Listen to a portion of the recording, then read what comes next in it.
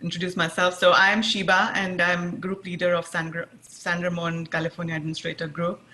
And I'm 4-time certified and currently working as a project manager for Kind Cause and another firm, a startup. So I'm enjoying my work as a project manager. And I won't come in between you and Dodi's wonderful presentation ahead. Dodi, please take it over. Awesome. Can everybody see our slides? Yes, we do. Yes. And Stephen, are you able to advance them? Make sure we've got our setup. Awesome. So here we are. You've already met us. Here's our agenda for the day. It's quite ambitious. We want to talk about nonprofits in general, what it's like to volunteer with nonprofits, and Stephen will include talking about Pledge 1% in that section. Then we'll dive into what is NPSP, and that'll be our meatiest portion of the day. Sorry about my landline ringing. We'll talk about decisions and configurations that need to be made to get the NPSP working properly for your nonprofit, the nonprofit cloud beyond the NPSP, preparing data and importing it, resources and events we'll just run through quickly, and a quick conclusion. So you've already seen our introductions, and just that'll stop in 1 second, sorry. Just to acknowledge the moment we're in and to thank you all for choosing to take the time out of everything that's going on to be here today. And so we have a really varied audience. We knew that as we were preparing. We knew there'd be people from nonprofits who maybe don't know much about Salesforce, and we knew there'd be people who know about Salesforce but not about the NPSP, and every possible combination. In fact, we were going to do a little poll, but I think since we just got to have introductions from everybody, I think we're going to just skip right over this poll. But we do want to invite you to post in the chat if there's anything you are especially eager to hear about today, so we can make sure that we get to that, since there's so much to cover and we can't cover everything equally thoroughly. And so with that introduction, I'm going to pass it over to Stephen to start talking about the nonprofit sector. Yeah, hi, thanks, Dodi. And everyone, you can hear me okay? Yes. Great. So, yeah, I just want to sort of talk through a little bit about what you can expect as you walk into a nonprofit environment. So we're really thinking about how we can prepare people to perhaps walk into a nonprofit environment for the first time, or come across NPSP for the first time. Many of you have experience in both these areas, so we're hoping we might be able to prod you to think about other things, but also we welcome your comments and expertise as well. So as you come into a nonprofit, you will typically find nonprofits that may be staffed by one person, they may be staffed by 10, 50, 100 plus, so you can get to very large nonprofits, but the vast majority is small, and people are wearing many hats. Nonprofits are also greatly influenced by their budget size. There's severe financial constraints on nonprofits, and so you'll see a constant kind of mode of cost saving throughout any nonprofits projects. I'll talk a bit more about who's involved in nonprofits on the next slide, but it's more than just staff, and you just need to be cognizant about that as you work with nonprofits.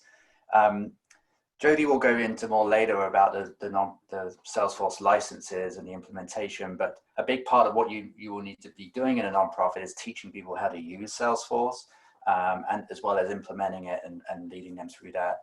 And I have a slide that goes a bit more in depth to some of the weird terms you're going to come across. One of my favorites, but just because it sounds so cool, is the side bunts and the lie bunts. So if you don't know what that is, stay tuned. You will cover that in just a moment. So the nonprofit scene. So you show up in a nonprofit. Here you are with your computer and your Salesforce knowledge. And you'll probably get introduced to the executive director first. This is the person who's going to hold the vision for how Salesforce will be used within the nonprofit. But within pretty short order, you're going to get introduced to the people on their staff. So you've got your development director, who's going to be your primary fundraiser. The development assistant there, who's got that hero status. because that's the person you'll often be working most closely with. They typically get it assigned the kind of accidental Salesforce admin role. Not always, but that's what I've often seen. Finance director is going to be wanting to see the flow of donations going on and what's happening on the finance side. And then you have the program managers. These are the folks that are actually running the operations of what the nonprofits, what it does, who it serves, etc. Another key set of folks are those donors. Donors will often be very involved in a nonprofit, and a donor journey often leads them to be a member of the board of directors. But the board of directors are, for a nonprofit, they are not paid. They actually pay to be on a board in many circumstances, and there's a minimum gift requirement you'll come across from time to time. But many board members will be very intricately involved in the day-to-day running of a nonprofit. And then of course you've got the people that the nonprofit are serving, and then you often have volunteers swirling around a nonprofit as well. And so all of these constituents are people you want to be thinking about. So money is a key thing to be aware of in nonprofits, and then many of them are looking to use NPSP to track those donations. So I just want to cover briefly kind of where money comes from in a nonprofit, just so we can be clear on the different terms and what they mean. So the vast majority of records will be your donation records, tend to be many small gifts. Those are coming in via mailing campaigns, online campaigns, text to give, those types of things. There's going to be a monthly volume of donations coming in each month, and sometimes you're trying to get people to actually donate on a monthly basis. Next important designation is those major gifts. Typically a nonprofit will have some kind of level, and there's a question you're going to be wanting to ask a nonprofit: at what level do you consider something a major gift? I typically see smaller nonprofits, perhaps $500. As you get larger, 1,000, and I've seen up to sort of 5,000 be that designation of a major gift. But really the characterization is that the gift is asked in a personal manner. It's not through just a mail campaign. It's not through an email campaign. Somebody within the institution, one of those constituents you saw earlier, has made a personal ask to the donor. And so it's very much about a very personal relationship. Grants are going to be coming from foundations, typically. Sometimes they're preceded by a letter of intent. I'll cover that more in just a little bit. And we'll also see grants that are given over a multi-year phase. So you might receive a grant award of $150,000, but it's going to be paid out $50,000 for the next 3 years. So you've got to think about how to capture that within your Salesforce instance. Another source of revenue is that program income. So some nonprofits will have some kind of earned revenue or fee for service, and they'll also be sometimes doing events. So how do you capture that data within Salesforce?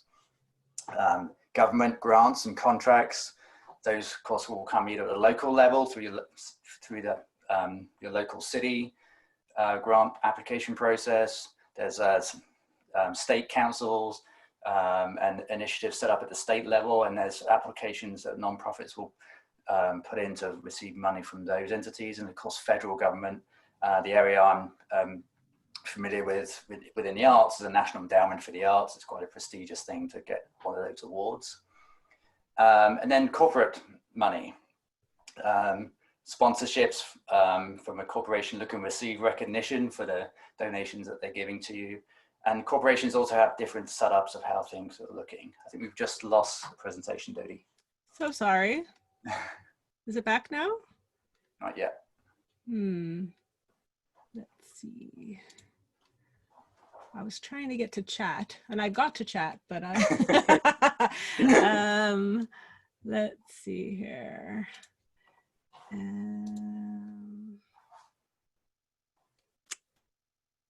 See, remote is still good. I don't know, everything looks the same from my end. Anybody have a suggestion? Do you want to load up with the share screen button?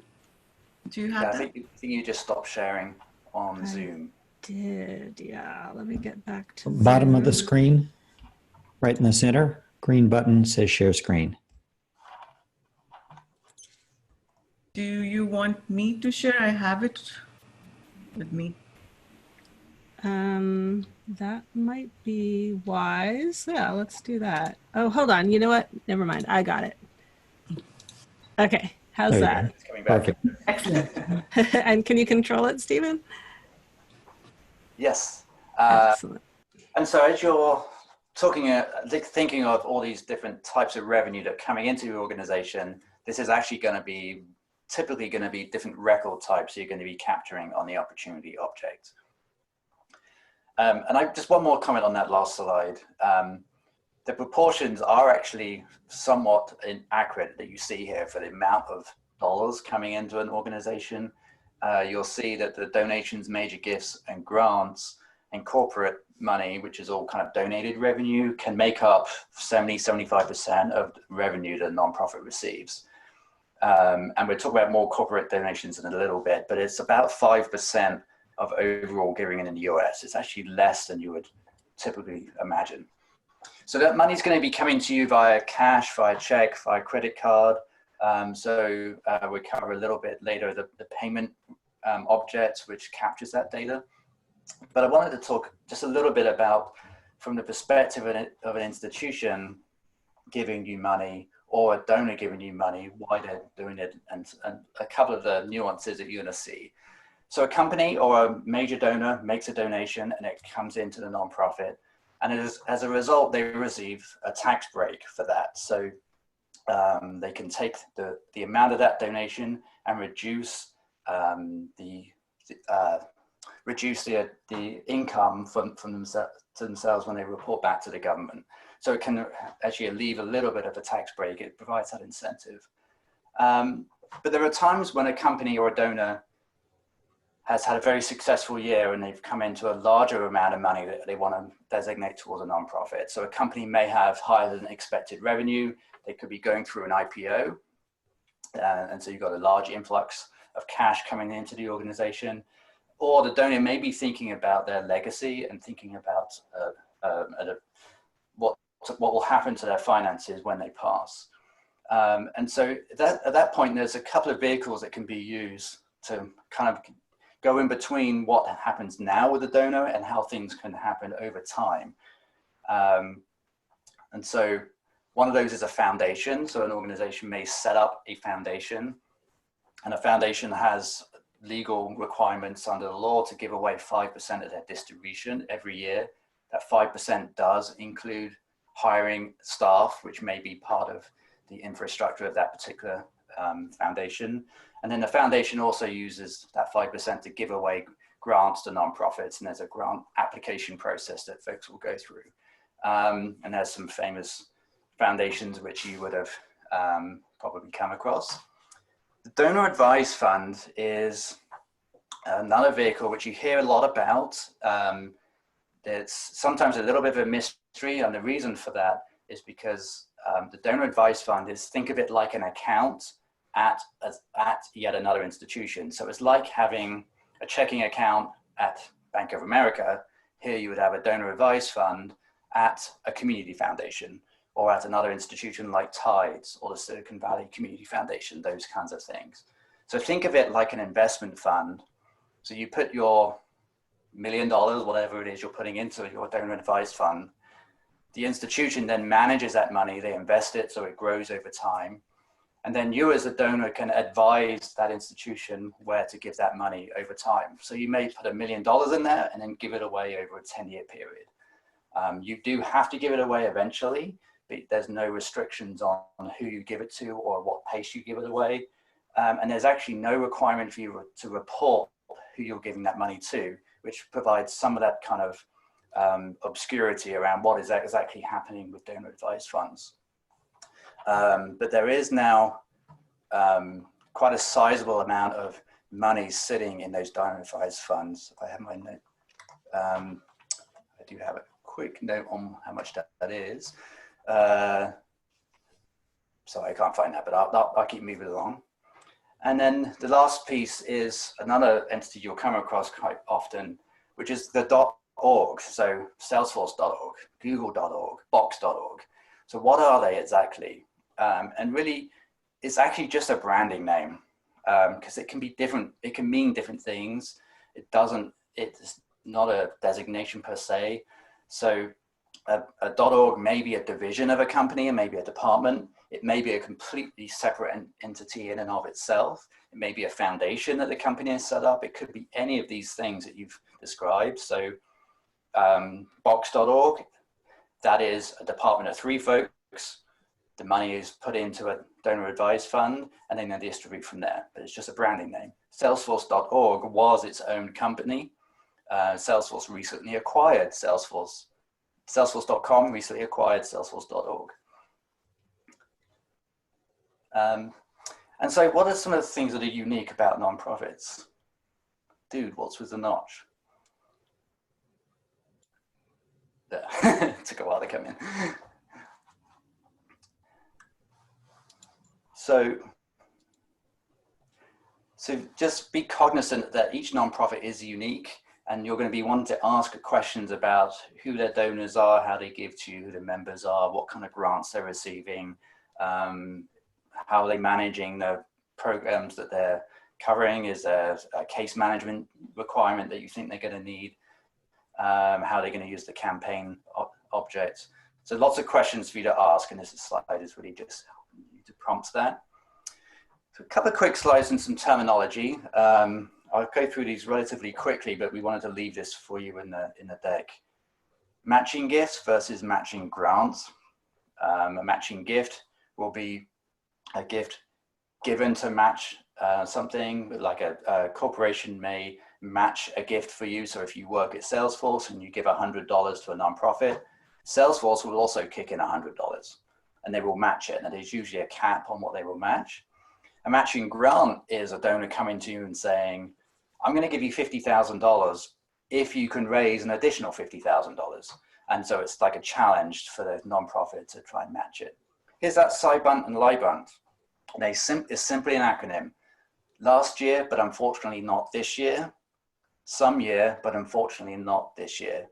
So all it is a report that pulls all your gifts that came in last year that haven't given this year. Or the second report of some year, but not this year, is all the gifts that you've received of donors who haven't given in the last 2 years. Hard credit and soft credit. So a hard credit is recognition that a donor has given you money. Soft credit, you'll see in NPSP, is a way to recognize somebody who has helped facilitate that donation happening. It might be the key employee you talked to at the foundation that helped you get that money. It may be the board member that asked their colleague or friend to give you that donation of $1,000. And you can give them a soft credit and recognize them in Salesforce. 501c3 versus 990. 501c3, you hear that term, it's the line in the tax code. That's all that comes from. And so that's where the name comes from. It just designates how the federal government recognizes your organization. The 990 is the tax form every nonprofit must file every single year to maintain that tax status. Every nonprofit that brings in more than $25,000 a year must file a 990.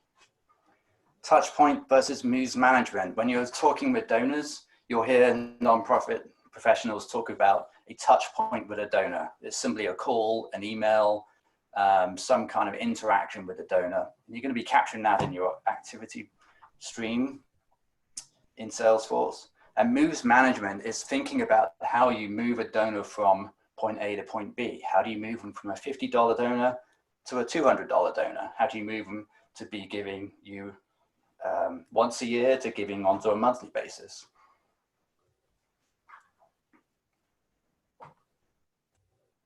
There it goes. Pledges versus payments. So a donor can make a pledge, a promise to pay if you like, and the payment is actually paying on that promise. So you'll see a way to capture that in Salesforce as well, where you feel confident you're going to receive a donation, because a donor is, sometimes they will actually fill out a pledge form and make that commitment. I'm pledging to give you $1,000, but I'm going to pay it to you in October because that's when my company does their stock share. Next one. Letter of intent versus a grant application. So many larger foundations receive hundreds and hundreds of grant applications, but they can't give away money to all of them. To help alleviate nonprofits having to do a full grant application, some of them will ask you for a letter of intent first. It's a very brief version. It's like an executive summary of what you intend to be your grant application.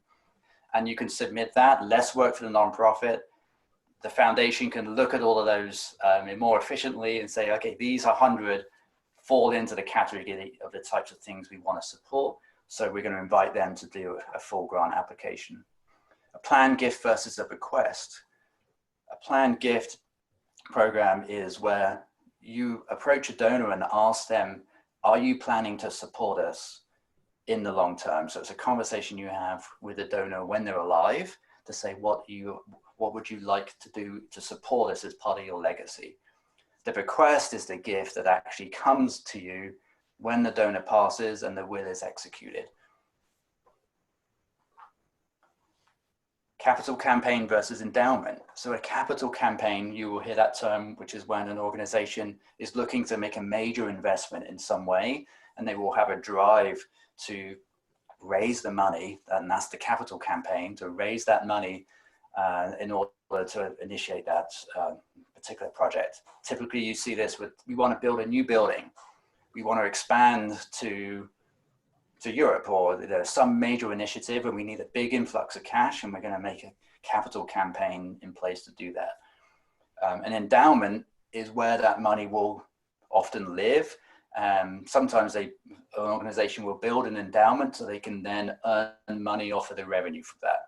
The biggest one you hear about is the Harvard University endowment, which is, I forget how many billions of dollars, but that Harvard then has a source of income just from the interest from that endowment. And the last one here is operating support versus restricted gifts. It's another important one which you'll come across a lot. Operating support simply means a donation which does not have a restriction on it. So the nonprofit can use it to pay whatever bills need to be paid. Typically that's going to be your rent, staff salaries, etc. A restricted gift, that is something where the donor has said to you, I want you to use this money for this purpose. And the donor has placed a restriction on the gift. And so the nonprofit then has an obligation to track that and be able to report back on how that money has been used. And I wanted to cover briefly as well some of the some other things that you'll hear about. We're not going to get deep into these, but you may have heard like of Salesforce.org Philanthropy Cloud. There's some other similar products, which Benevity is actually the one used most commonly. But when a company is looking to track their own giving, they want to track what employees are giving to nonprofits through some of the programs that they've set up. They want to see how companies have used their volunteerism, what grants is a company giving out, what level of engagement, how they're reporting on that. So these are tools which you may come across and you may hear about that companies use to track that activity. It's not something a nonprofit's going to use. And then just so you'll see, Benevity is one way which you may have donations come into the organization. A company has done their own campaign to say, this month we're supporting a food drive, and employees are encouraged to give money, and then the company gives you that money through their Benevity tool. Or you might have a Facebook fundraiser, employee giving I mentioned already, and those matching gifts. The other one I should mention is United Way. United Way is a proactive employee giving campaign, and United Way encourages companies to take on this model and make gifts to United Way, who then distribute them to the nonprofits. So you're going to see money coming into the nonprofits from different sources. The other one we want to just mention too, just so you're aware of it, not something we will talk to today, but there is a product from Salesforce called Foundation Connect. And this is a product used by grant makers. So these foundations are the largest group that use this. And it's a tool for them to use Salesforce to be able to give money to nonprofits and track the effectiveness of that money. So now on to Pledge 1%. Wearing the Pledge 1% t-shirt, if you can see me on video still. And this is an event which we do every year. I'm not sure if it's happening this year, but we'll see. an event we do every year in Times Square, where Giving Tuesday, which is the Tuesday after Thanksgiving every year, so this is in the middle of November or late November, we all go to New York. Many company representatives come, and we get a chance to ring the NASDAQ bell and open the stock exchange that day. So here we all are. It's actually about 34 degrees outside, and we're all in t-shirts. And in case you were wondering, that's where I am. I always get put at the back. So what is Pledge 1%? It is a global movement to create a new normal where giving back is baked into the DNA of companies of all sizes from the beginning. So the way Pledge 1% was formed was some key folks within the tech industry, Salesforce being one of the leaders, but also Atlassian, a gentleman called Ron Conway, who runs an investment firm called SV Angel. They came together and saw that there were companies adopting this 1% giving model of Salesforce, and they wanted to find a way to implement other companies, facilitate them to actually start implementing this as well. So now we have been going about 5.5 years. We think we've generated over $1 billion in philanthropy money from corporations to give to nonprofits. And this has been growing at quite a clip over the last few years.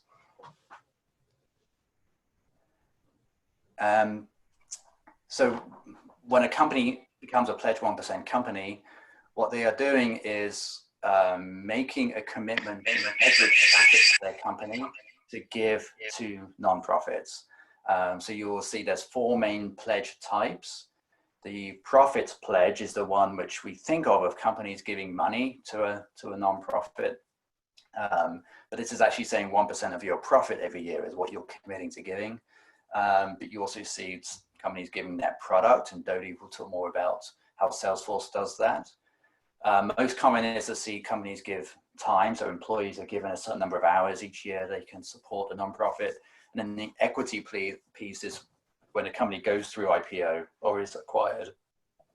That's when a company will often set up a foundation with that influx of cash or a donor advised fund, and that's where they can then support nonprofits over time.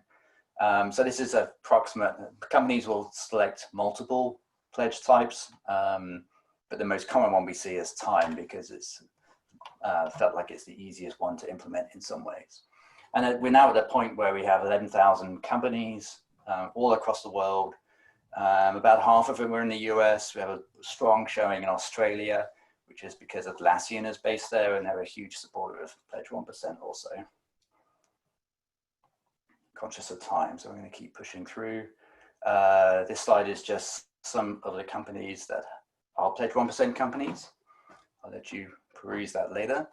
And then the model that Salesforce uses, and you'll sometimes hear it called, they refer to it as 111. It's a term they're kind of moving away from, but you do hear that term. And this is where Salesforce made a pledge for their product to be used, to be given to nonprofits. That's those 10 free licenses we get into. Salesforce has a very robust volunteer program for their employees.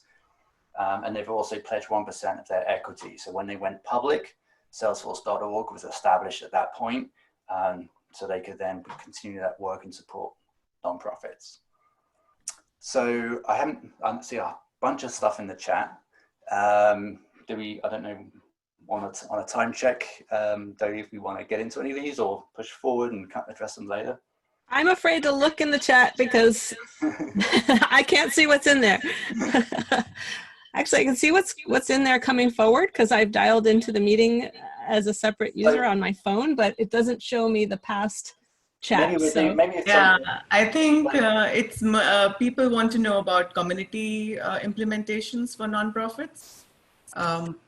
Yeah, so is there something you can add to that idea? I have one quick slide on communities to basically say that can be useful by nonprofits, but not something we were planning to get into today. Maybe next time we can deal with that one. Yeah, go ahead, Dodie. Yeah, I think it goes back to you, Dodie, right? Actually, I think it continues on with you here, but I'm thinking that we may need to move forward in the interest of time. We've been ambitious with our slides from today. These are some ideas of the kinds of ways that nonprofits need help. And really, we intended this whole deck to be a resource for folks to come back to.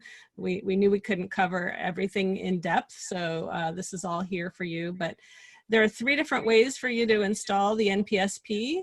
One is through a trial org, which also gives you access to the Power of Us hub. And also you can just go into the App Exchange and install it in a dev org. So you can just get it and play with it and learn it without even having to be affiliated with a nonprofit. And then Trailhead also just added a 3rd way to go through their module and get it. So what is it? So this is a little bit more about, you know, Salesforce was designed for B2B, and we know that there are sales teams trying to close deals. They need highly qualified leads. They take their you know, opportunities through a sales process, and they have a quota that they're trying to meet. So the question that we wanted to pose to all of you for a little audience participation is, what's the equivalent of each of those things in a nonprofit? And we were going to ask you to post in chat. So go ahead and post in chat if you have a thought about what's the equivalent for any one of these in a nonprofit setting.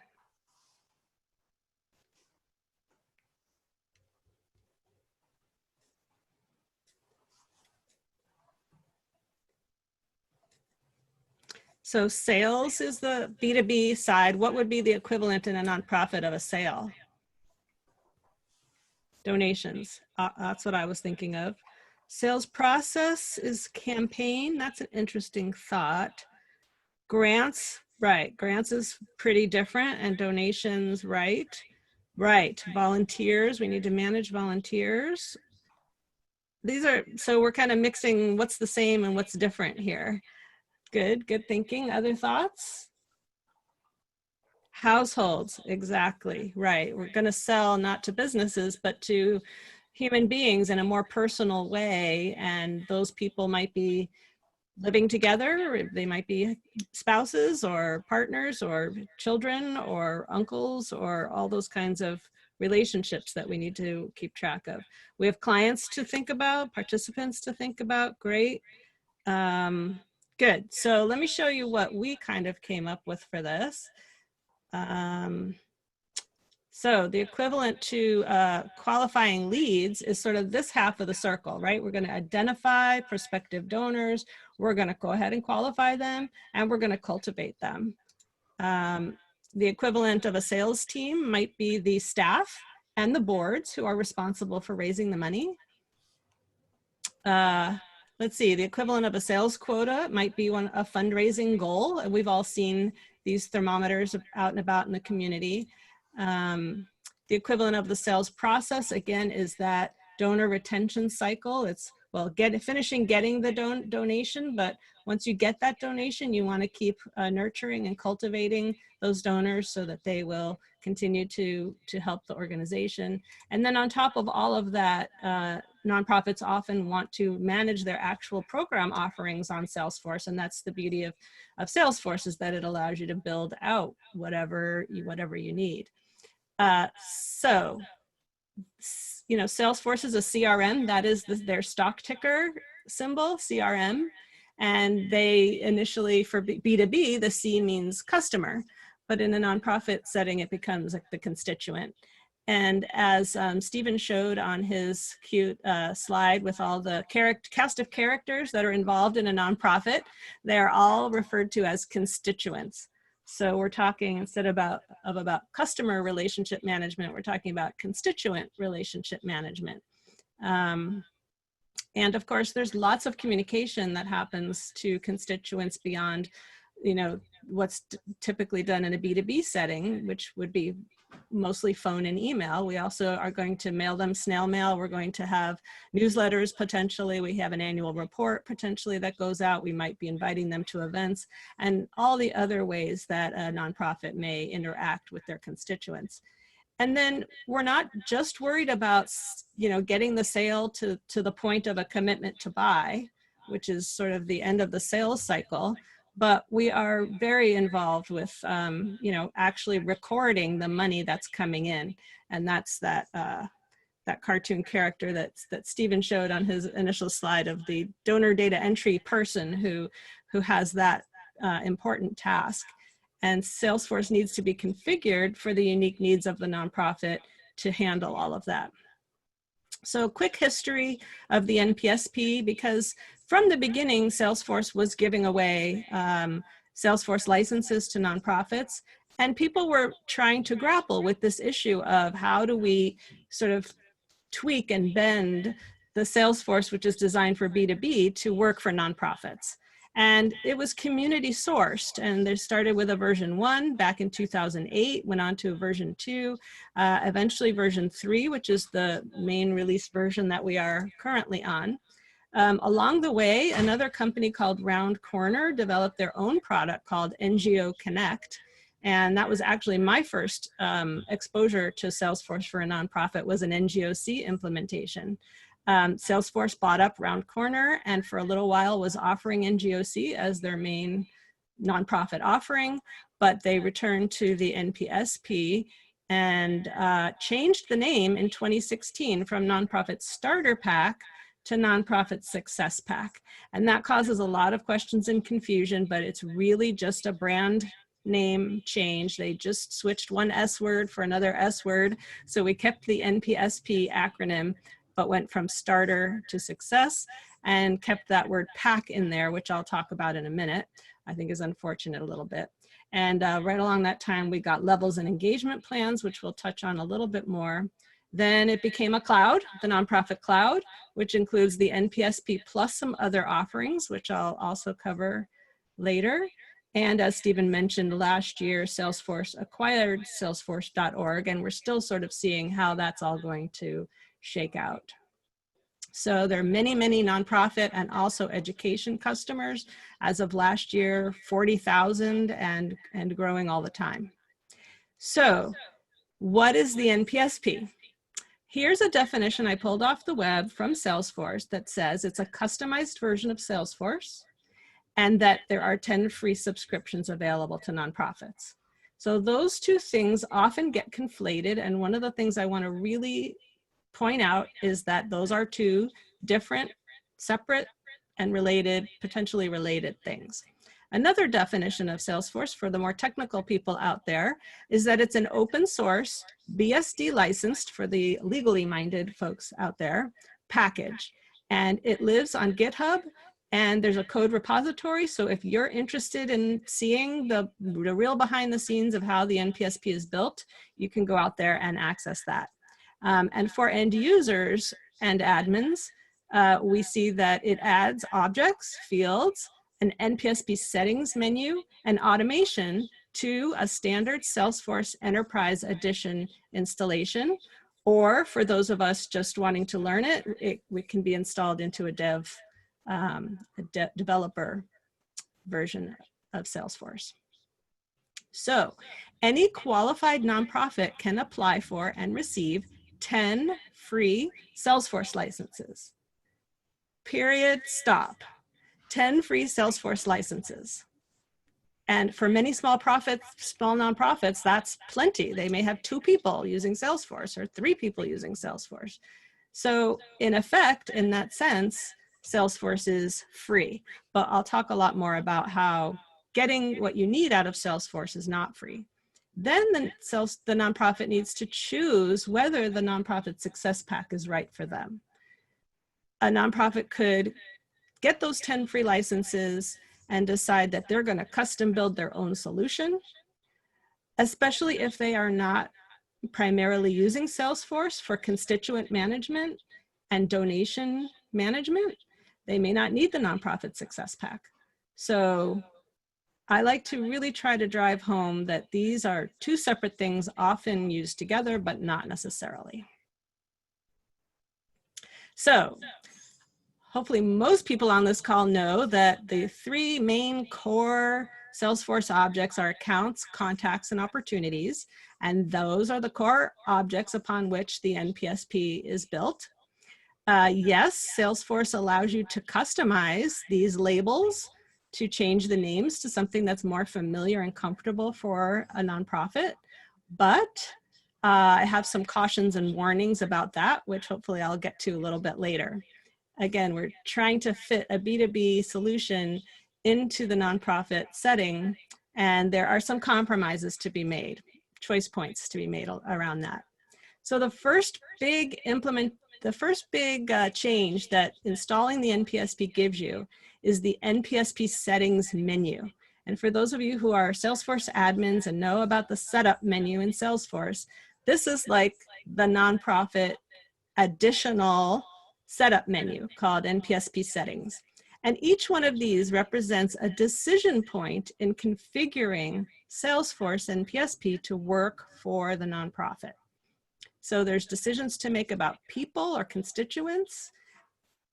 There's decisions to make around how we relate those people to each other and to other organizations. Lots of decisions to make about how we're going to record the donations that come in and potentially give that soft credit to contacts that help with our fundraising. Recurring donations has recently been enhanced. So there's lots to learn and to decide around that. NPSP comes with 87 roll-ups out of the box, which is awesome. And by roll-ups, we mean we are entering donations and we want to kind of roll those up and look at some statistics about the giving. And so here are some examples of the kinds of statistics we can look at. For example, total gifts last year, total gifts this year, total gifts for all time. What was their last gift date? What was their first gift date? What was their largest gift ever? And so on and so on. And recently they came out with customizable rollups, which give us a lot more control over these rollups and allow us to add additional rollups that we may need. So here's the official data model of the NPSP. This is beautiful, informative. Encourage you to come back and study this, especially those who are not intimidated by an ERD like this. I have developed a different visualization of the Salesforce and NPSP objects that I'll be presenting next. So encourage you to come back to this one, but we're not going to spend a lot of time there. Before I get into my demo of the data model, talking about the account models is important for you to understand sort of how it all works. And so we said that we are dealing not just with businesses, but with people and people with all their complex relationships. And so one of the first things that the NPSP does is give us two different record types on accounts, households and organizations, and gives us different ways to manage that idea of a household.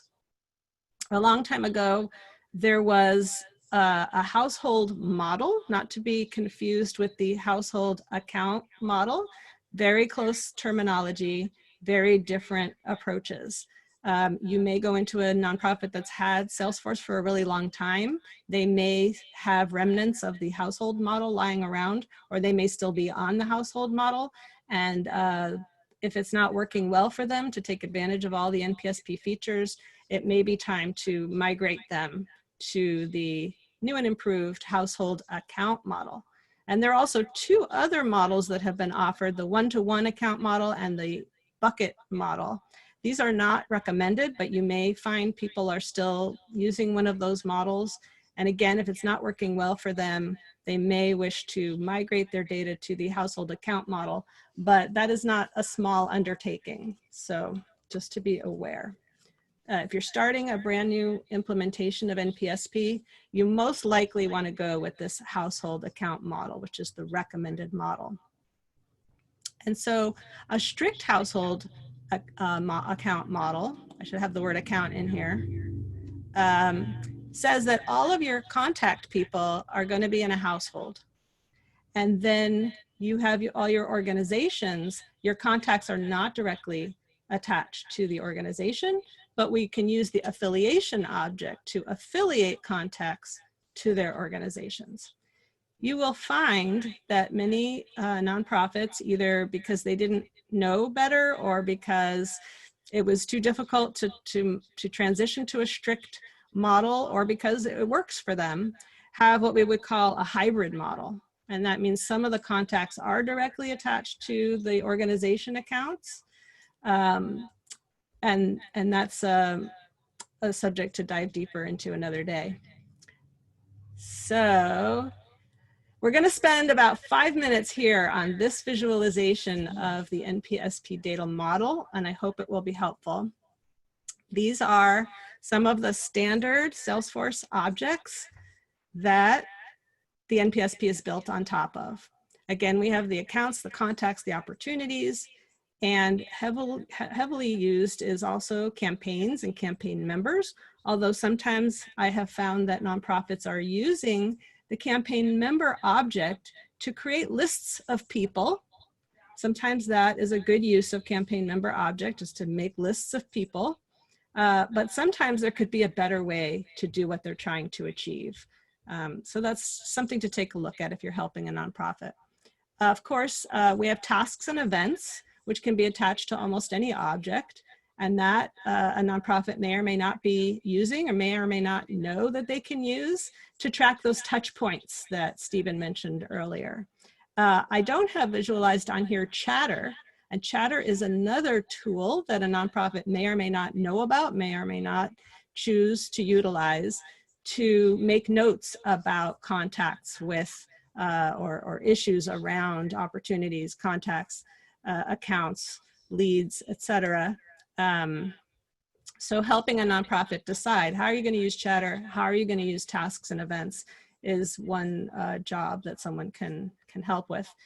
Leads is available to nonprofits, of course. Everybody has to decide for themselves, do they want to put people into leads and then convert them to contacts? Many nonprofits just put everybody directly into contacts in the hopes that they will be able to nurture them and turn them into supporters. So this is a standard Salesforce object that I am super excited about because I'm a geek. In a B2B setting, right, this is used to show people that may be involved with helping to close a sale.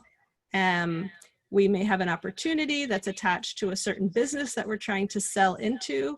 And who are the contacts at that account, or maybe at other accounts, at other companies, for example, other customers that could help close that sale?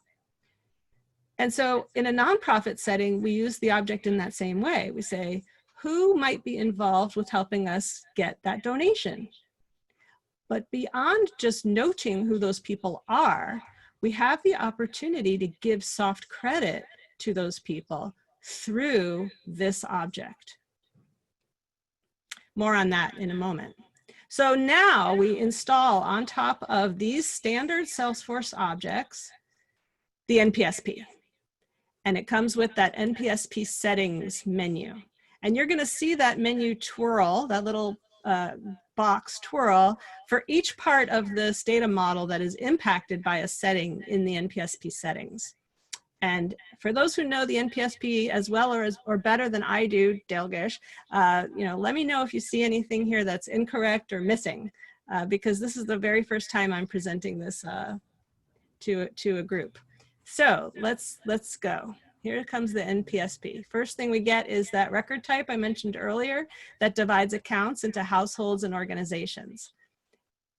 Next, we get advanced address management. Here comes the affiliation object. This is what allows us to connect contacts to other accounts other than their household. And it lets us say if there's a particular contact role that contact will play on any future donations that are made by that account.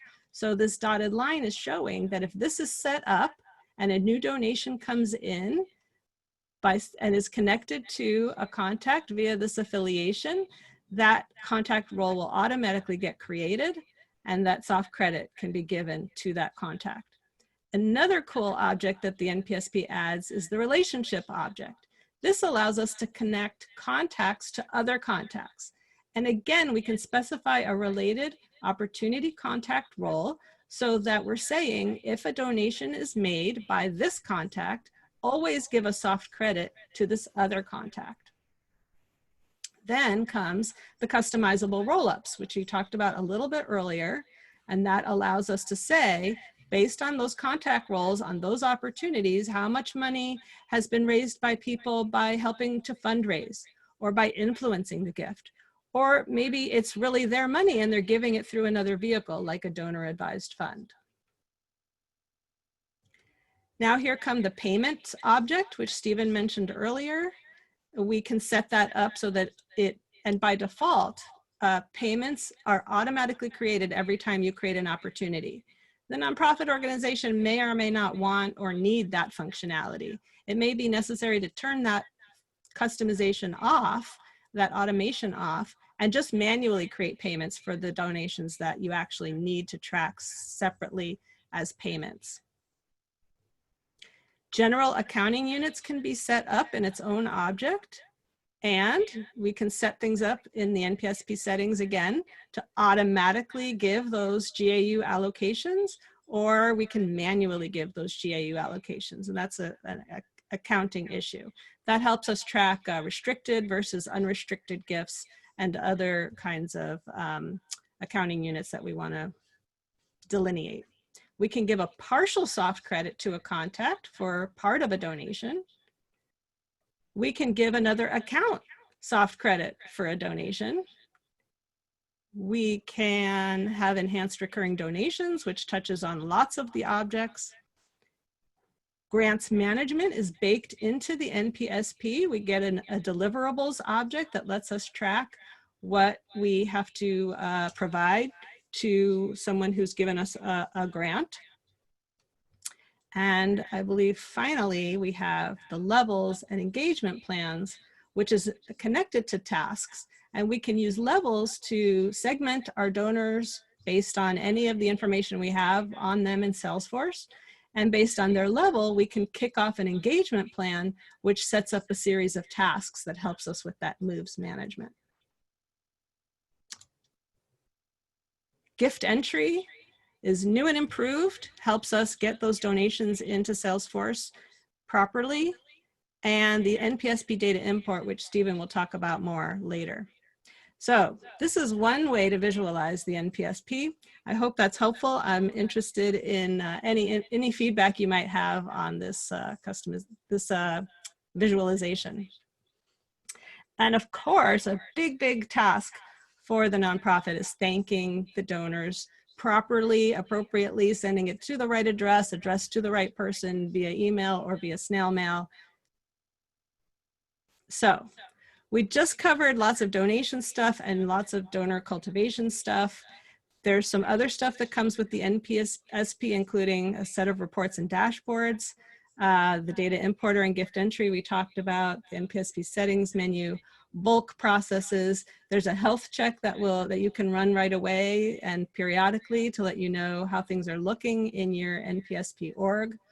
And then we mentioned that there's a whole nonprofit cloud above and beyond the NPSP. And so these are separate products. These are free of charge to nonprofits, and they help with additional aspects of running a nonprofit above and beyond the NPSP. So we talked about the automation that comes with the NPSP. Some of that is through workflow rules. Some of that is through Apex triggers. And I just couldn't help but show you that there is a data dictionary out there for the NPSP. Here's a link to it. Great thing to study to understand more about what all is provided by the NPSP in the custom objects and in the standard objects. And when a nonprofit gets to the point of populating all those relationships, connecting all those contacts to each other, there's a really cool visual, graphical, interactive relationship viewer that lets you drag these little bubbles around and see how everybody's connected to each other. Gift entry is new and improved, and there is a webinar coming up with the senior product manager on it, July 8th. So here's a link to it if anybody wants to learn more about gift entry. I plan to attend. And enhanced recurring donations is brand new. They just recently did a webinar on this, and here's the slide deck from that. And they just announced a whole bevy of new paid offerings for the nonprofit cloud, which we do not have time to get into today, but I encourage you to look into all of these and see if they're something that your nonprofit that you're supporting could benefit from. So I'll pause there and see if there are questions we should try to address.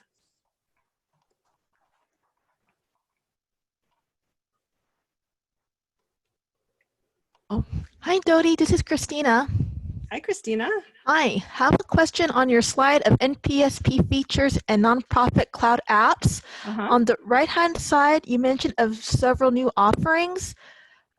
One of them being program management, the PMM. Can you please define more about that?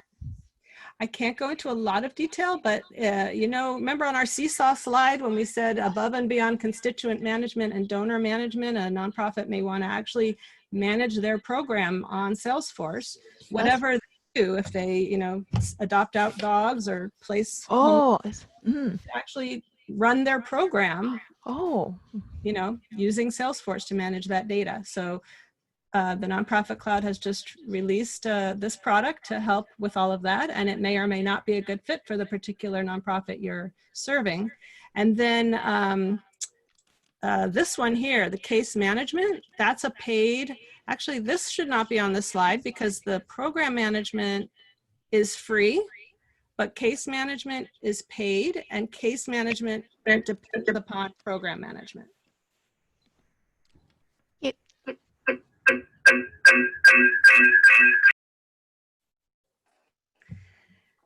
Other questions that anybody notices in the chat that we should address at this juncture?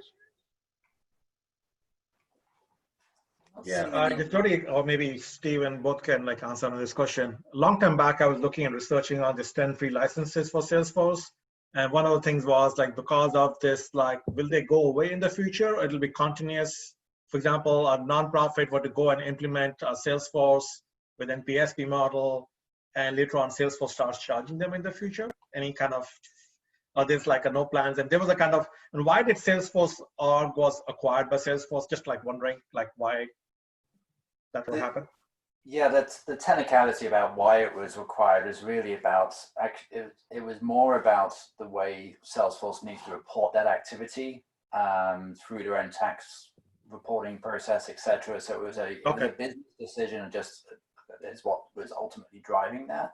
Salesforce's commitment to the nonprofit community is incredibly strong. And so, you know, and that's evidenced by the fact they keep on adding new features. They've got a whole product team dedicated to continually improving how NPSP is used by nonprofits. So I don't see any evidence that the 10 free licenses are going to go away. And I should note too that license number 11 onwards is also at a reduced rate to what a for-profit company would use. Right. All right. Thank you, guys. Yeah. And if you are an organization that's paying for nonprofit licenses to Salesforce, any profit that they make rolls back into their foundation to then eventually be given out through a grant making process. So it's kind of like a self-funding model that they've set up. Right.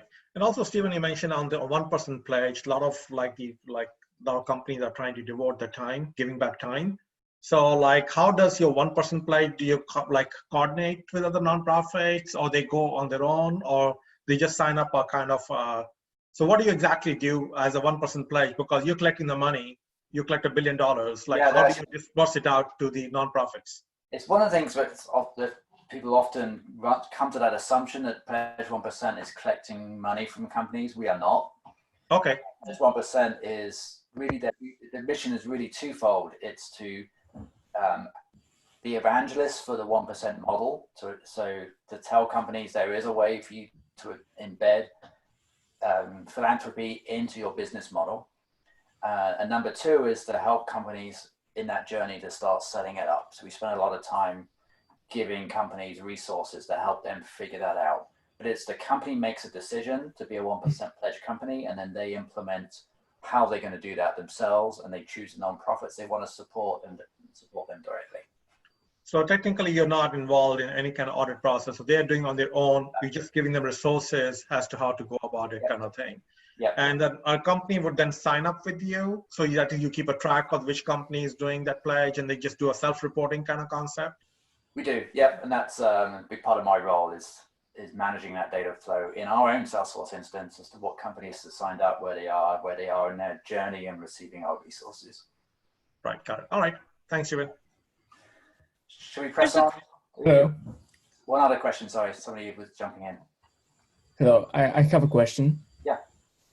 So, based on your experience with nonprofits, what is a common problem that you see in user adoption, and how do you address that problem? Jody may have some thoughts on this too, but most nonprofits that I've worked with are brand new to Salesforce. And I think, one of the things I've found helpful is to, without getting too complicated, but give them a brief idea of just those core objects, what they are and how they talk to each other. Because that idea of having contacts in a household and organizations, it can cause confusion. So you just want to be very clear that these are the 4 main objects we're using, and this is how the data flows into them. But a lot of it is going to be helping that nonprofit just understand how to do basic functionality from the user end, and then slowly training up that accidental admin you'll probably be working with to do simple things like add a field and build a report themselves and that kind of thing. Steven, can I, sorry.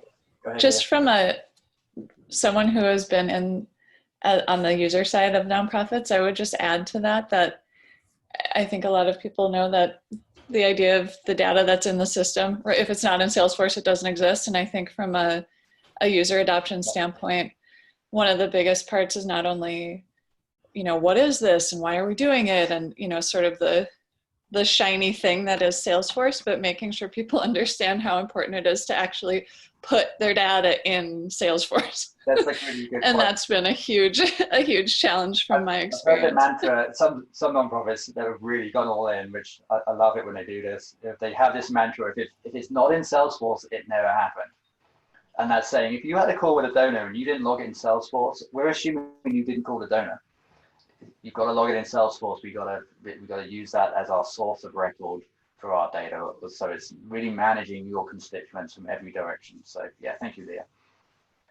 Yeah, and I wanted to say that it kind of goes along with the message that I'm hoping to give through this entire presentation, which is that if Salesforce is configured properly to work for your unique needs in your organization, then the users will be eager to use it.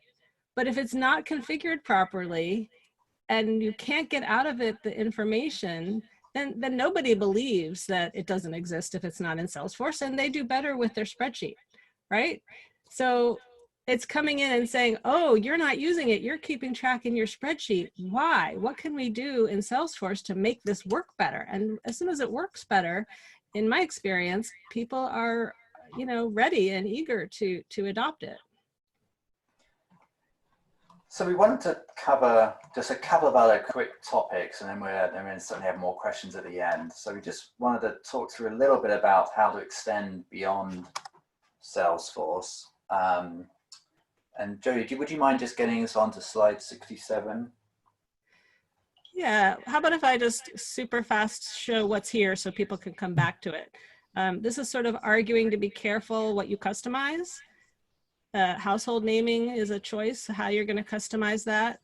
Caution that when you pull the last contact out of a household, the NPSP tries to be helpful and calls it an anonymous account. So one of the first things you may do when you go into a nonprofit is see how many anonymous accounts they accidentally have created and clean those up. And if gifts are attached, donations are attached to those anonymous accounts, that means they're not seeing the full picture of those donors. highly recommend to everybody, nonprofit or for-profit, Evan Ponter and Aaron Creer's blog about report types and reports. It's so worthwhile, I think, getting the organization set up with the right report types, hide the ones they don't need, and make reporting much, much easier for them. Data cleanup is always necessary. Nonprofits sometimes don't understand that, or think that there's some failing somehow because there's unclean data. And it's just something that actually does need to be addressed. How are you planning to use Salesforce for your fundraising data compared to your accounting software? What does that relationship look like? I think this could be a whole webinar on its own, so we'll come back to that. Of course, many nonprofits still have a foot in Classic and in Lightning, so they need help making that migration fully, taking advantage of the new releases that come up every 2 weeks, in addition to the 3 big releases. And I recommend Jen W. Lee for those major release highlights that she publishes. And the Manage Household button is one of those NPSP features that just got slipped into Salesforce NPSP through one of those releases. And if nobody's paying attention to what's being implemented, you just don't get to take advantage of it. So let Stephen take it over from here. Yeah, thank you for that. I was not reading very well in the slide there, so sorry, just didn't mean to skip a section. Okay, so in addition to Salesforce, you're going to get nonprofits asking you to do other things within a tool as well. Can it do this or that? So common things we've seen: volunteer management. So some nonprofits will have a really robust volunteer program. I'm thinking museums in particular, you see this where there's a docent program and those volunteers get certain levels of accomplishment, the more hours they give and so forth, and they get a pin for a certain number of hours, etc., and they have an annual dinner for them. So there's a tool, the Volunteers for Salesforce tool is a great thing to plug into your NPSP. Online donations, there's a plethora of companies that offer this service to enable you to integrate online giving and have those donations flow straight into Salesforce. So we got a slide on that later, I think, with some specific companies you can go check out. Marketing was one I'll point out too. MailChimp is a common program that many nonprofits are using, or HubSpot, those kind of programs that can manage those mass emails that they're sending out and looking to capture that data within Salesforce. Word of caution on that: if you're using a service like MailChimp, what it will do is will log an activity or task record on every single contact that's in that email that you've sent out. So you may send out 10,000 emails and you'll have 10,000 activity records created. What can happen is you can very quickly max out you can max out the data within your Salesforce record and be out of room. And so you need to be cognizant of asking a nonprofit, how long do you need to know who received this email? So that's just something to be aware of, because they will typically not want to pay to up the level of the data they can hold. Wealth research is another key one. I actually just implemented this for one of the groups I work with. The product they use was called Wealth Engine. So this is a data base that Wealth Engine has created, where nonprofits can literally click a button, it takes that data from your contact record and looks in Wealth Engine to see what is their propensity to give, how often are they giving to other nonprofits, and it gives a ranking tool so nonprofits can assess their own database and see who is in our database that gives money to other organizations that perhaps isn't giving money to us. Enables them to kind of push into the pipeline prospect donors that they want to reach out to. So, and there's predictive analysis, accounting tools, and so forth that you can look to incorporate into your Salesforce. There we go. So I mentioned the Volunteers for Salesforce. We just wanted a slide on that just so you can go find that and check that out. Here's those fundraising platforms we mentioned. Classy is a pretty common one I've seen in lots of places. Patron Manager I've used to track ticket sales and so forth. And then there's Dodie found one called Give Lively, which is actually listed as free. So we just wanted to highlight that one as well. One of the misconceptions that nonprofits will have is once you put all this on the web and do all these integrations, everything's going to be easy. Well, that it actually can often create additional cleanup processes that you need to put in place. So you want to be very cognizant to look, how is the data coming in? Where's it sitting? How are you going to align the data coming into your database with what's already there? Make sure you've got some merge rules and duplicate rules, etc., set up to try and accommodate for all of that.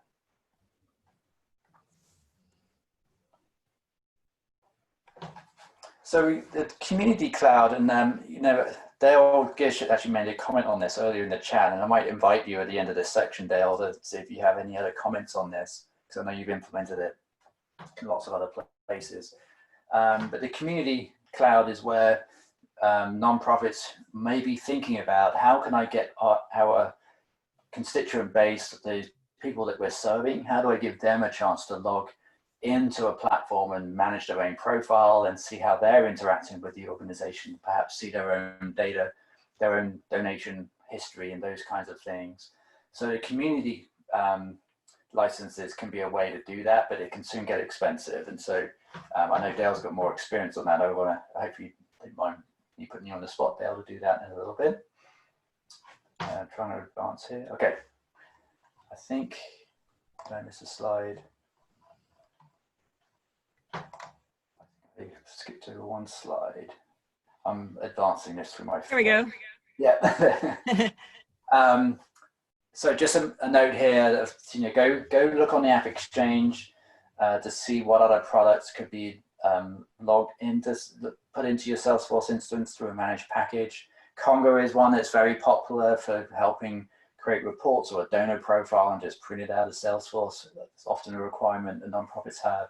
AppSono is really common for those nonprofits that want to dig deep into reporting and so on. There's a whole education cloud, which you may come across being a useful tool. Different thing to NPSP, I wouldn't say you would do that as well as, but instead of. Many of these companies offering products will have a paid version for for-profit companies and a free or heavily reduced version for nonprofits. And it's one of the things Pledge 1% does with Salesforce is reach out to all those companies that have companies on the App Exchange to encourage them to take that approach. So how are we doing on time? 12:40. Dale, did you want to make any comments on the community cloud? Because that's come up in a couple of questions, if you're still on. I think you should just probably carry on with your presentation at this point. There's probably a whole nother presentation just on that. Exactly. We want to just cover briefly as well a situation which you could well come into where a nonprofit is looking to implement Salesforce. They've never used it before. Where do you start? They've got this old legacy system, and they want to move all that the donations and contacts and household information into Salesforce. So Salesforce has a tool called the NPSP data import template and the data import object. And so those work in conjunction together. And so I have a slide that shows what that template looks like. But essentially the process is that you will get a data dump into your CSV file of the data from the legacy system. You're going to need to clean up the data at that point, make sure everything is looking good and that it's flagged correctly. Then and I'll show you some tools to do that in just a second. Then you're going to put that data into the template that Salesforce has provided, the NPSP data import template. And then that template is then what you use to upload into the NPSP data import object. You simply go in using the data import wizard and select that custom object called the NPSP data import. And when the data goes into there, Salesforce automatically then creates those household organization accounts and those contacts. You can also create opportunities through that template as well as those payment types. So you can do a lot in one import.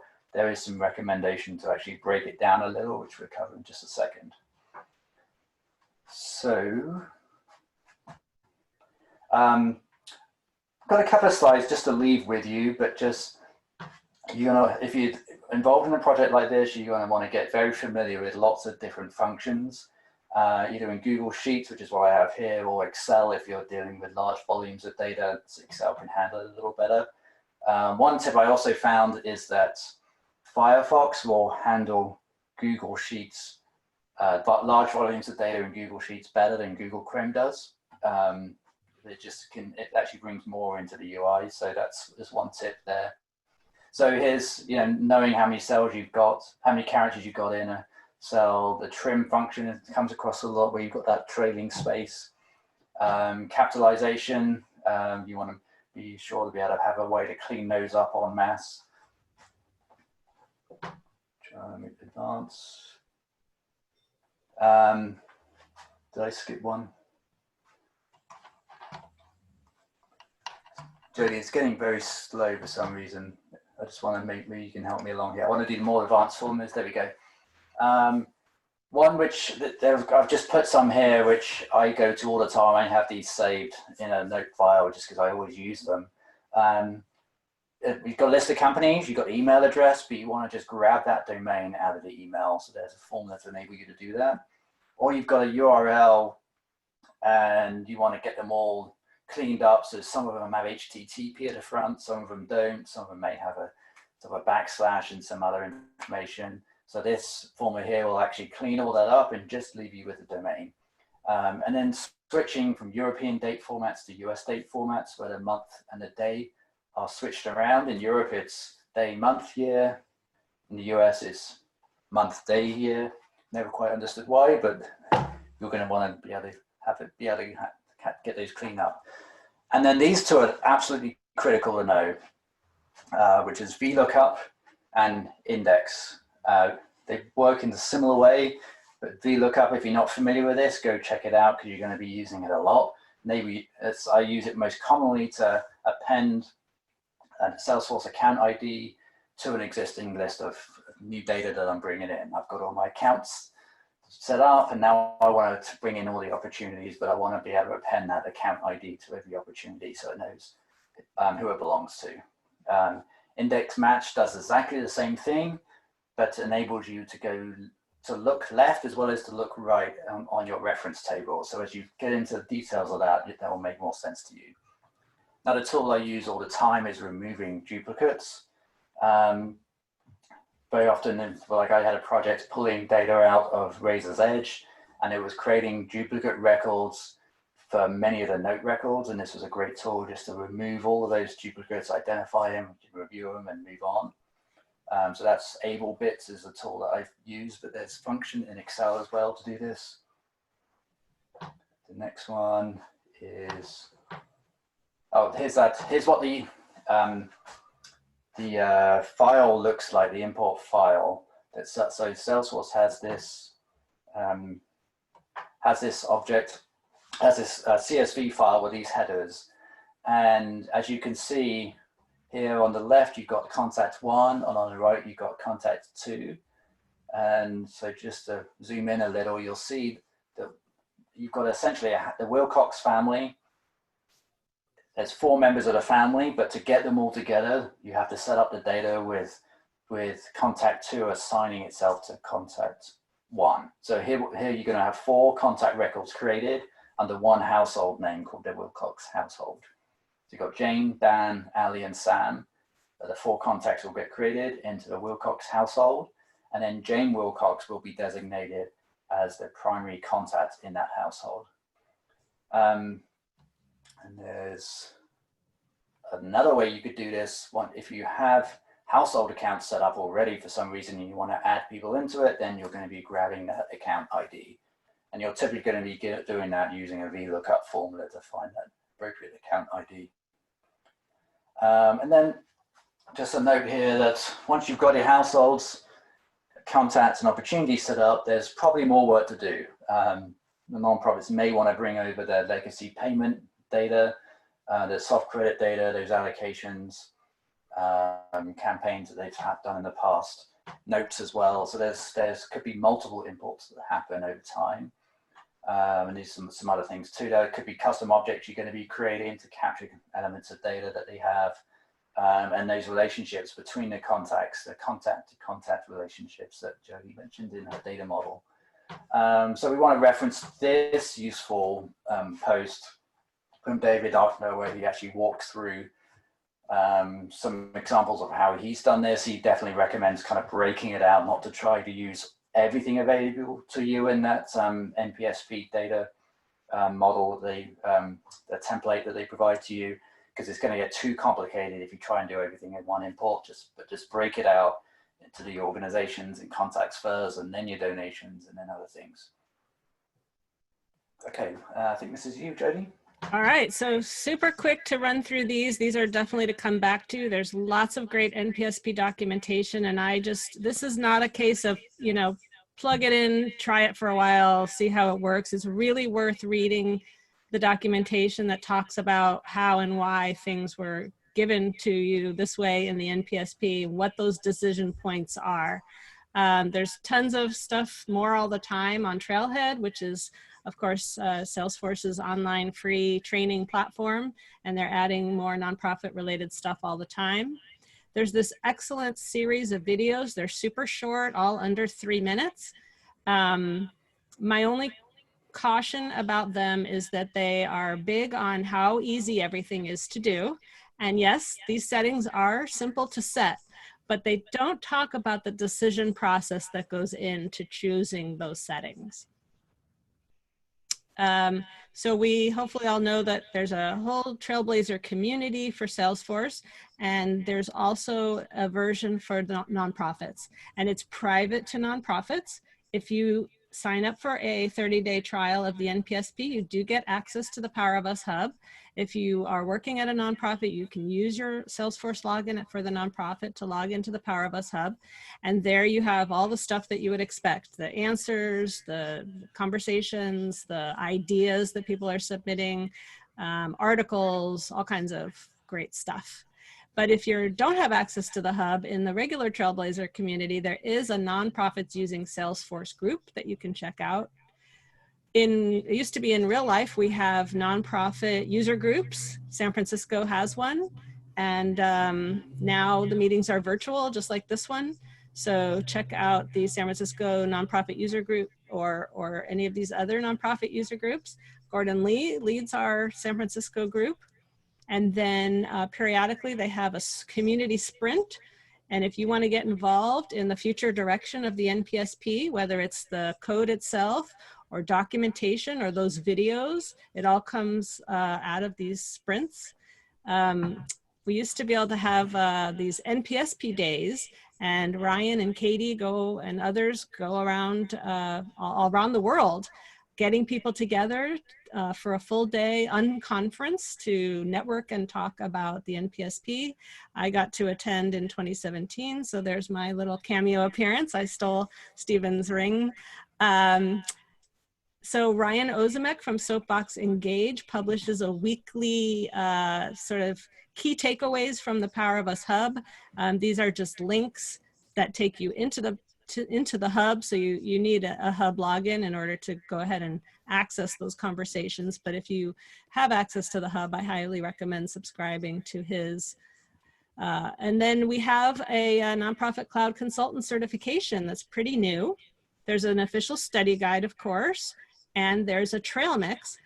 I personally found that the trail mix did not line up that well with the study guide, so I've created my own trail mix.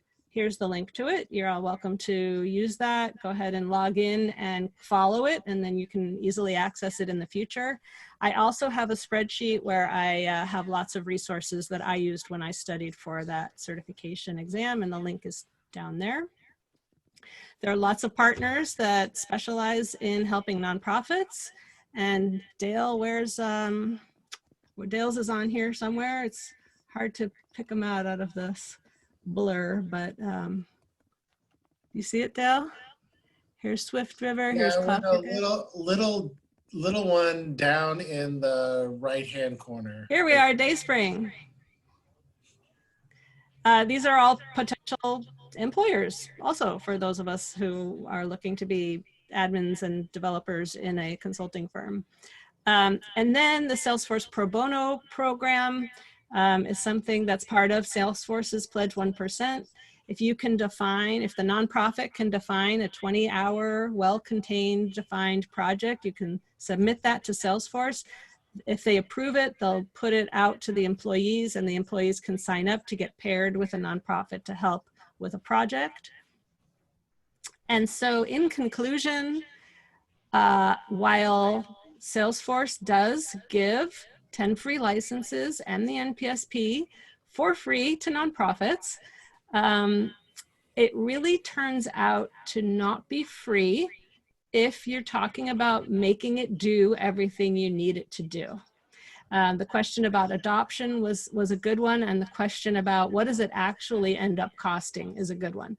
Those 10 free licenses remain free. It's been a long, long time, and we don't have any reason to believe that's not true. But if you go over the 10 licenses, then you have to start paying for the licenses. If you go over the allotted amount of data, then you have to pay for more data storage. If you need those integrations with other tools that we talked about, that's going to cost money. But really, the key investment is time and expertise to get it configured properly for you so that it works for you. What I've heard a lot of nonprofits say is, we have Salesforce, but it's not working for us. We can't even pull a list of whatever. And it turns out that that's not just, we don't know how to use the report builder. It turns out that means we're not storing the data that we need to store, or we're not storing it in a standard way so that we can get the answers to the questions that we need. And that's how we can all be of service to nonprofits, is to help with that process. But it's important that the people at the nonprofit are engaged with that process. They cannot hand off the implementation or the customization to an outside volunteer or consultant and expect them to get it right. It has to be a conversation, a collaborative process. There are gonna be growing pains. And there's some articles that I've linked to here that talk about what is the actual process of being successful with a CRM. This one especially, and I've itemized here those important processes. Be involved, know what you're getting into. Don't just adopt it because it's quote unquote free. Focus on the data, make those important key decisions. Start with a small chunk, but then don't stop there. You have to continue to invest in it. It's an iterative process to get it working properly for the nonprofit. Salesforce can help with almost every aspect of the organization, but it can't do it without involvement and focus and attention.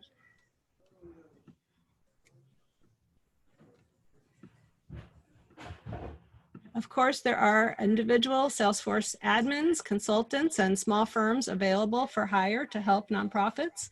And it is possible to volunteer through these and other organizations.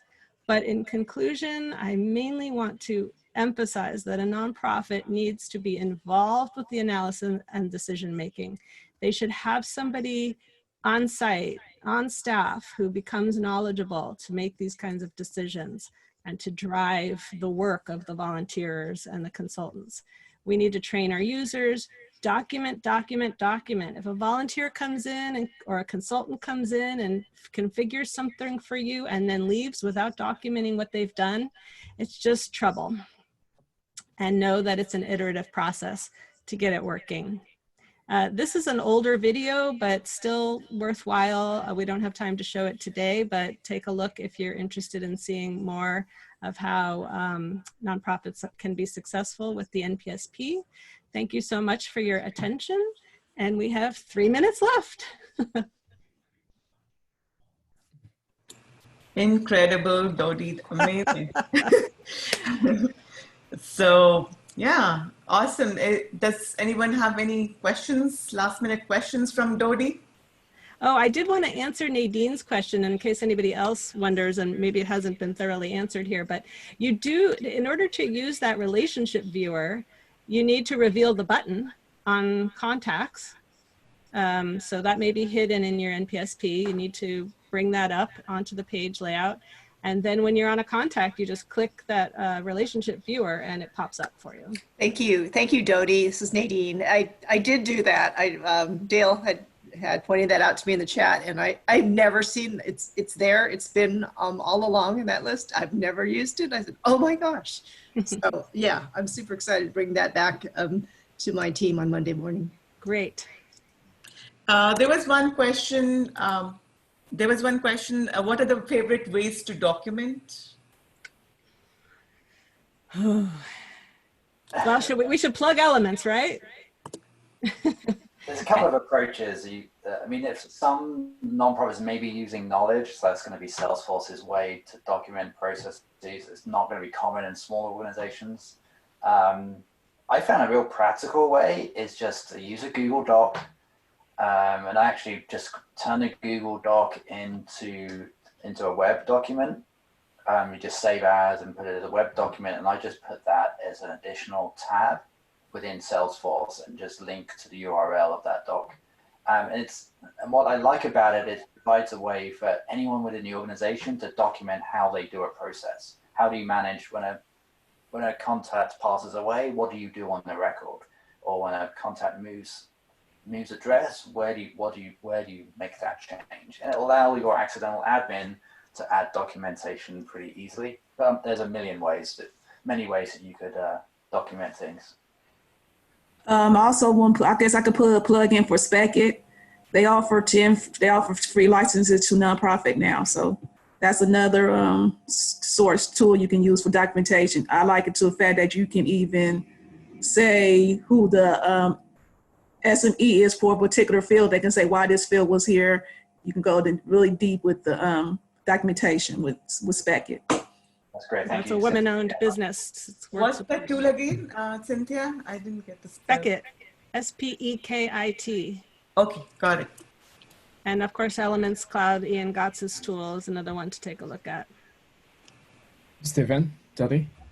Yep, go ahead. I have just one last question, and it relates more about the Salesforce knowledge. So I understand that being a Salesforce administrator is a good start to manage the platform.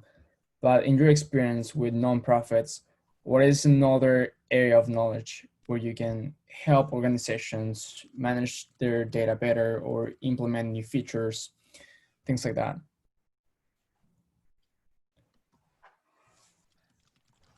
I'm not sure what you're asking. I think learning about communities can help because some nonprofits may need to implement a community. Learning those other tools that we talked about, like Upsona and email marketing tools, all the things that a nonprofit may need to use and may ask you about. These documentation tools, like there's a ton of learning to do to be super helpful to a nonprofit. I think it's key to ask what do they want to use the tool for, and this because it's really easy to overwhelm them, especially if they've not seen Salesforce before. You don't want to throw too much at them too quickly. It's just going to confuse them because the Salesforce world takes a while to get to learn, as I think everybody on this call can attest to. So you do want to baby steps, take those baby steps. Right. Sorry. Okay, one last question. Yes, please go ahead. Yeah. I'm sorry, just with the documentation, I'm curious about people actually using Salesforce itself to do documentation. Like the knowledge tool, is that what you're asking about? Or are you familiar with knowledge, I guess, is the first question. Yeah, I am. And yeah, I just out of curiosity, if we played with it a bit in my class, trying to sort of do inside the org, sort of have a place to keep documentation in Salesforce in the instance. And I don't know how ugly that gets. And it also eats up storage. I understand that too. So I don't know if that's just really not a good use of Salesforce itself. I've not run into that, but I haven't used it as extensively as others may have done. Does anyone else have? I think it's worth saying that at the very most basic level, you use that description field wherever it's offered to document why you're creating it, who asked for it, what's its purpose, anything that could be useful to somebody in the future. But that's kind of buried in the bowels of Salesforce. Then there's the help text, which helps the end users. But then beyond that, there's really other stuff that should be documented in some way. Thanks, Dodie. And Stephen. Yeah. Any other last minute questions, anyone? I have a question. It's not necessarily related to the presentation, but it has to do with adoption, more of moving from classic to lightning. Because right now I'm kind of dealing with a customer that has this visual force page that they want to be fixed, but however, there's how the page is set up, that it kind of bypassed a lot of the NSP settings. And so when I went and created a lightning page, I'm like, oh, this is why this is not working properly. This is why they're not seeing the roll-ups, because they're using this visual force page and it's bypassing a lot of the configuration. So I did it the best I can, but the reason they like the page is because they can have the 3 columns there. They can customize it, kind of format it how they want. So is there a way, I know Salesforce did the lightning, so they kind of get away with using the visual force page. Have anyone come across where you have somebody that's hell bent on using the visual force page, but it's really kind of hindering their businesses?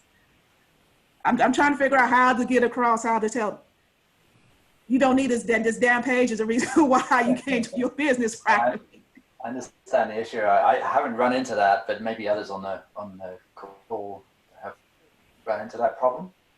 Not sure what they're exposing, but have you tried to look at using lightning components and, you know, creating a custom page that will resemble what they are able to see? I did everything. It's more of because of that, the visual force page, you can format it to how you want it to look. And so they have 3 columns and on their page, whereas the lightning, you only can have either 1 or 2 columns. And yeah, so that's my thing. And I've been telling them, okay, but the detail page, you can do this, but with the lightning page, record page, you can do different things, but it's more of this person just hell bent on, I want it this way because I don't want to do all this scrolling. You can create templates that are, you know, supplement what's automatically provided with the lightning pages. You just have to know how to do that. And I just recently was on a session or I ran across something. I could probably go find that and send something to you, what I saw. It didn't appear to be real complex to create a template. It just takes a little effort. Okay, Nancy, can I connect with you offline? Yeah, please do. Yeah, that's a really good example of some of what we were talking about in terms of, you know, should the nonprofit adapt to what Salesforce is offering, or should we try to adapt Salesforce to exactly what the nonprofit wants? And now that there's so many new bells and whistles in those lightning components, and it's a bit of an adoption question. Can you show them some things that they say, oh, I like that, you know, and wean them off of their visual force page? Or can you get the visual, you know, if that fails, then can you get the visual force page working properly for them so that those roll-ups do work? So something, there's a solution in there somewhere. Good luck with that, Cynthia. I mean, because I have the Astro, the person that does the day-to-day work, she's on board with me. It's more trying to convince her boss. Stuck on that visual page because he pay all this money for it. So he's stuck on it. Mm-hmm. Makes sense. Right. I'll be sharing this slide deck with everyone. And yeah, let's just stay safe and close the meeting. You want to have a little parting shot or something? Oh, I do. I'm happy to connect with anybody over LinkedIn. And also I added the NPSP to my profile as a skill not too long ago. So if anybody feels like they can attest to my knowledge of the NPSP and feels like ticking that box for me, I would be grateful. Yeah, great. If everybody can open up their videos and have like a heart or something, let's just have a shot. Heart, or Dodi, do you have any other thing that you want to say? We can have a nice shot, parting shot before we leave. Let's just have in a heart. A heart. Dodi has hearts behind her, so let's just have. You want hearts from everybody?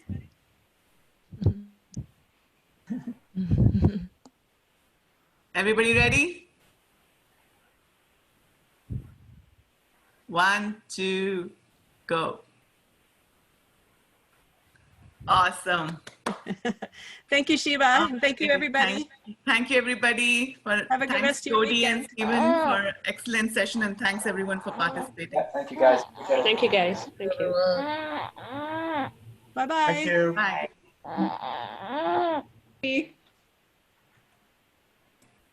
Thank you. Bye, everybody. Thank you. Thanks, Sheba. Thank you.